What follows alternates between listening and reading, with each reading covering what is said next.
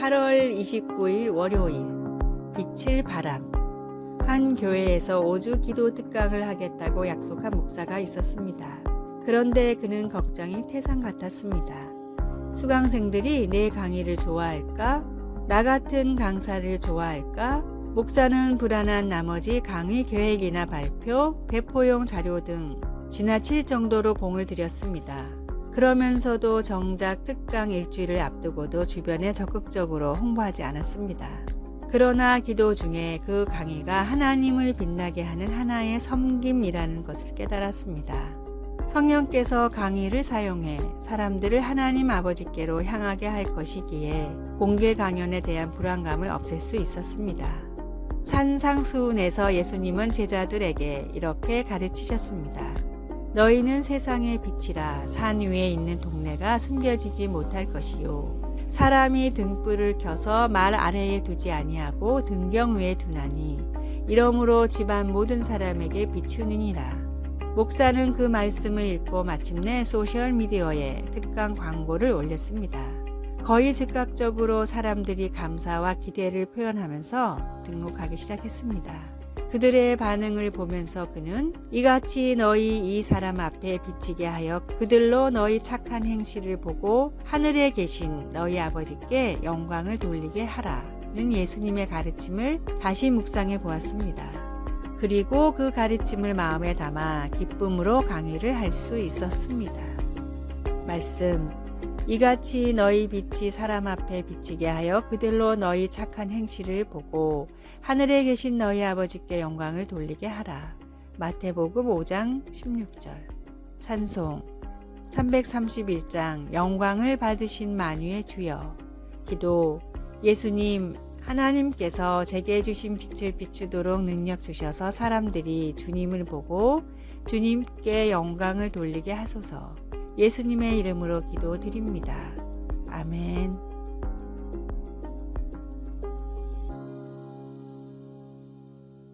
(8월 30일) 화요일. 흙 속에 둔 머리. 서아프리카의 부족 마찌족은 내 머리를 땅속에 심습니다 라는 독특한 표현으로 감사를 표현합니다. 마찌족은 상대방에게 예의를 갖출 때 머리를 땅에 닿게 절을 합니다. 머리를 땅속에 심는다는 표현은 그보다 더 정중하고 겸손한 극한의 표현입니다. 감사를 그렇게까지 표현해야 하나 싶기도 하지만 사회학자들의 연구에 따르면 감사는 인간 사회가 존재하기 위해 반드시 필요한 요소라고 합니다. 서로를 믿고 돕는 관계 형성의 기본이 바로 감사이기 때문입니다. 감사를 느끼고 표현하기만 해도 사람은 저절로 기쁨과 보람을 느끼게 됩니다. 감사에는 이토록 놀라운 힘이 있음에도 대부분의 사람들은 부끄럽거나 감사의 힘을 믿지 못하겠다는 이유로 감사에 소극적입니다. 시카고 대학의 니콜라스 이플리 박사는 평소에 감사를 잘 표현하지 않는 사람들을 대상으로 감사 쪽지를 쓰게 했는데 하루 단 한 번의 감사의 표현만으로도 삶의 행복도가 매우 크게 높아졌습니다. 감사를 표현할 줄 아는 사람은 행복의 비밀을 아는 지혜로운 사람입니다. 감사를 통해 매일 하나님이 허락하신 행복의 문을 여십시오. 오늘의 말씀. 그 안에 뿌리를 박으며 세움을 입어 교훈을 받은 대로 믿음에 굳게 서서 감사함을 넘치게 하라. 골로새서 2장 7절. 오늘의 찬송 429장 세상 모든 풍파 너를 흔들어. 오늘의 만나. 크고 작은 감사를 느끼며 표현하는 지혜로운 사람이 되게 하소서. 오늘 주님과 이웃이 내게 베풀어준 감사한 일을 생각하고 표현합시다.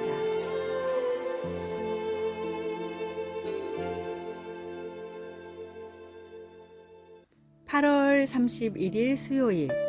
예수님과의 이중주. 한 어린이 음악회에서 피아노 앞에 선생님과 학생이 같이 앉아 있었습니다. 이중주를 시작하기 전 선생님은 몸을 기울여 마지막으로 몇 가지 주의를 속삭여 주었습니다. 피아노에서 흘러나오는 음악을 들으니 학생은 쉬운 멜로디를 연주하고 선생님의 반주가 노래의 깊이와 풍부함을 더해주는 것을 알았습니다. 곡이 거의 끝날 즈음 선생님은 잘했다는 표시로 고개를 끄덕여 주었습니다. 예수님 안에서의 우리의 삶은 독주보다는 이중주에 더 가깝습니다. 그러나 나는 예수님이 바로 내 옆에 앉아 계신다는 것과 내가 연주할 수 있는 것도 오직 주님의 능력과 인도하심 때문이라는 것을 잊을 때가 많습니다. 혼자 힘으로 피아노 건반을 정확하게 치려고 애쓰는 것처럼 하나님께도 내 힘으로 순종하려고 하지만 대개 가식과 공허함만 드러내고 끝나고 맙니다. 나의 제한된 능력으로 문제들을 해결하려 해보아도 다른 사람들과의 불화로 끝날 때가 많습니다. 그러나 나의 선생님이신 주님이 함께 계시면 모든 게 달라집니다. 나를 도우시는 예수님께 의지할 때 내 삶으로 하나님께 더 영광을 드리게 됩니다. 그리고 기쁨으로 섬기고 마음껏 사랑하며 나의 인간 관계를 축복하시는 하나님께 놀라게 됩니다. 예수님이 첫 제자들에게 그가 내 안에 내가 그 안에 거하면 사람이 열매를 많이 맺나니 나를 떠나서는 너희가 아무것도 할 수 없음이라고 말씀하신 것처럼 말입니다. 말씀, 그가 내 안에 내가 그 안에 거하면 사람이 열매를 많이 맺나니 요한복음 15장 5절 찬송 190장 성령이여 강림하사 기도 사랑하는 하나님 매 순간마다 저와 함께 계심을 기억하게 하소서. 오늘도 주님의 인도하심과 가르침을 기쁘게 받습니다. 가까이 계신 주님 감사합니다. 예수님의 이름으로 기도드립니다. 아멘.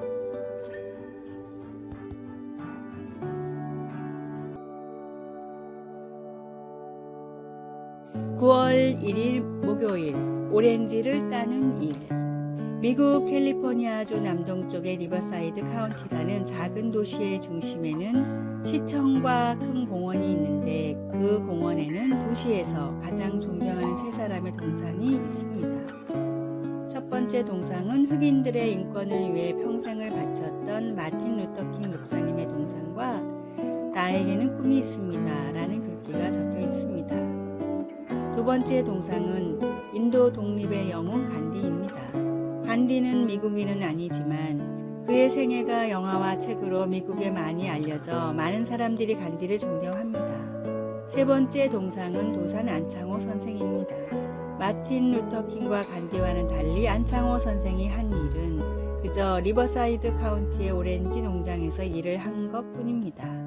그는 오렌지 농장에서 오렌지를 딸 때 가위질을 함부로 하여 다른 오렌지에 상처를 입혀 썩지 않게 하도록 늘 강조하고 그것이 농장에서 계속 일하며 돈을 벌어 독립운동 자금을 댈 수 있기에 정성스럽게 일을 하는 것이 곧 애국의 길이라 하였습니다.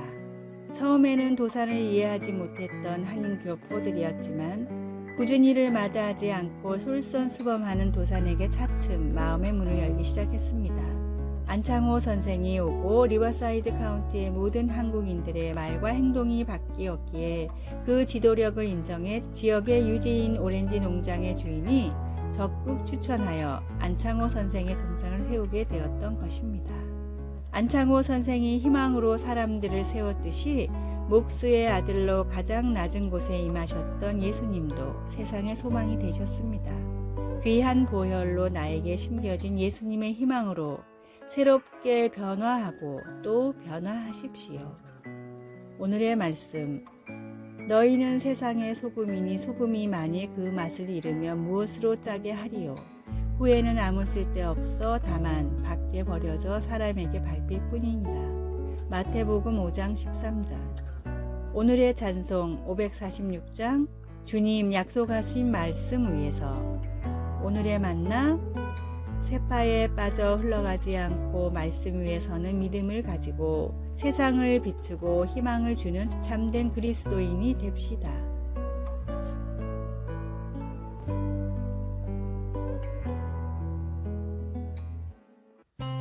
(9월 2일) 금요일 하나님이 지어주신 이름. 살아가면서 별명을 얻어본 적이 있습니까? 학교 친구들이나 직장에서 동료들이 지어준 별명은 주로 황당했던 사건이나 재미있는 버릇 또는 좋아하는 취미를 가지고 만들게 됩니다. 그런데 별명은 성경에서도 볼 수 있습니다. 예를 들어 예수님은 야고보와 요한 사도에게 우레의 아들이라는 별명을 붙여주셨습니다. 성경에서 누군가 스스로 별명을 붙이는 것은 흔치 않은 일인데 나옴이라는 여인은 남편과 두 아들이 죽었기 때문에 사람들에게 괴로움이란 뜻의 마라로 자신을 불러달라고 했습니다.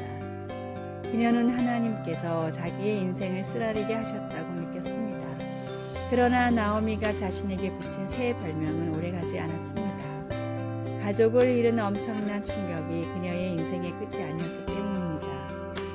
처절한 상황 가운데서도 하나님은 사랑하는 며느리 룻을 통해 그녀를 축복하셔서 결국에는 룻이 재혼하여 아들을 낳아 나오미에게 다시 가족을 이루어 주셨습니다. 우리는 과거에 경험한 어려움이나 저지른 실수 때문에 스스로를 실패자, 사랑받지 못할 자와 같은 쓰라린 별명을 붙이고 싶은 마음이 들 때도 있겠지만 그런 별명들이 우리 삶의 끝은 아닙니다. 우리는 그런 꼬리표들을 하나님께서 우리 각자에게 붙여주신 사랑한 자라는 이름으로 바꾸고 아무리 힘들 때라도 하나님의 공급하시는 손길을 찾아야 합니다. 말씀 나오미가 그들에게 이르되 나를 나오미라 부르지 말고 나를 마라라 부르라.